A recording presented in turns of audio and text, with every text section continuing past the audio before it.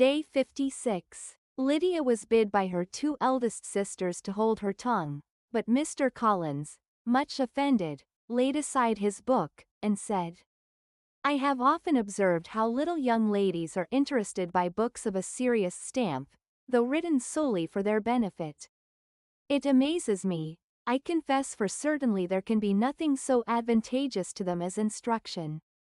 But I will no longer importune my young cousin." Then, turning to Mr. Bennet, he offered himself as his antagonist at backgammon. Mr. Bennet accepted the challenge, observing that he acted very wisely in leaving the girls to their own trifling amusements.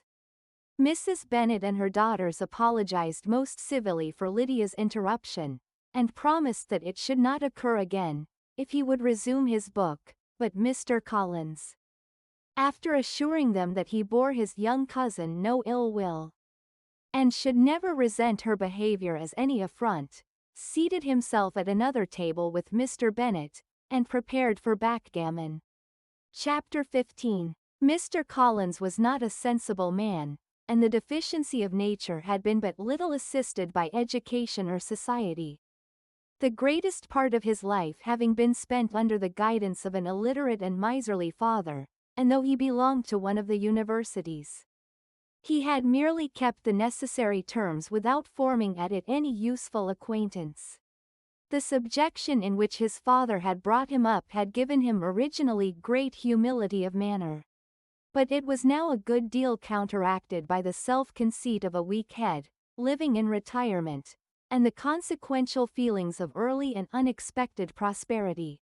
A fortunate chance had recommended him to Lady Catherine de Bourgh when the living of Hunsford was vacant, and the respect which he felt for her high rank, and his veneration for her as his patroness, mingling with a very good opinion of himself, of his authority as a clergyman, and his right as a rector, made him altogether a mixture of pride and obsequiousness, self-importance and humility.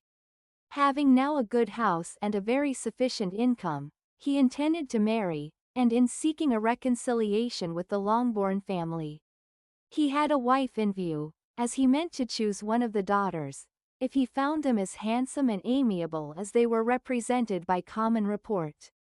This was his plan of amends of atonement for inheriting their father's estate, and he thought it an excellent one, full of eligibility and suitableness, and excessively generous and disinterested on his own part. His plan did not vary on seeing them.